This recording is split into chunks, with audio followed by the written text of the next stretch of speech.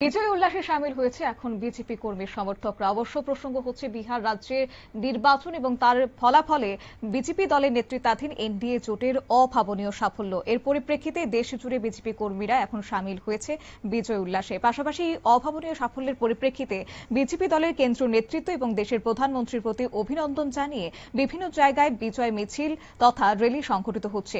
তারই অঙ্গ হিসেবে আজ ভারতীয় জনতা পার্টি তেলিয়ামুড়া মন্ডল কমিটির উদ্যোগে এক অভিনন্দন র্যালি অনুষ্ঠিত হয়। এই র্যালিটি দলের মন্ডল কার্যালয়ের সামনে থেকে শুরু হয়, তেলিয়ামুড়া শহরে বিভিন্ন পথ পরিক্রমা করে। এই র্যালির অগ্রভাগে এদিন ছিল বিধায়িকা তথা ত্রিপুরা সরকারের মুখ্য সচেতক কল্যাণী সাহা রায়। তিনি কি বললেন আজ শুনুন। রেজাল্ট করেছে অভাবনীয়, অভূতপূর্ব এবং বিরোধীদের সঠিক জবাব দিয়েছে বিহারের জনতা।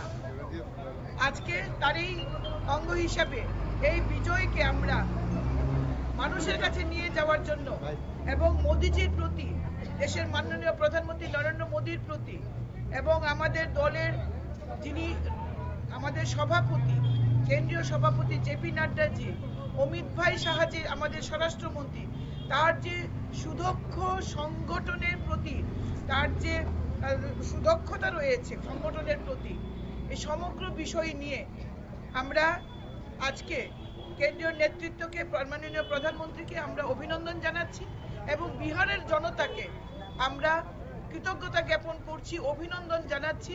এনডিএ গভর্নমেন্টের সঙ্গে, এনডিএ সরকারের সঙ্গে তারা রয়েছেন এবং বিহারকে এতগুলো আসন দিয়ে তারা জিতিয়েছেন এবং এই রাজ্যে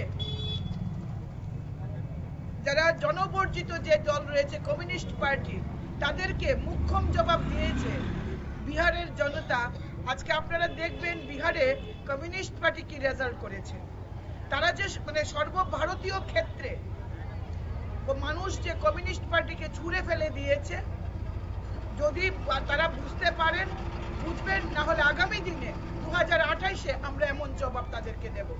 আমি রাজ্যের মাননীয় মুখ্যমন্ত্রীকে আন্তরিক ধন্যবাদ জানাই।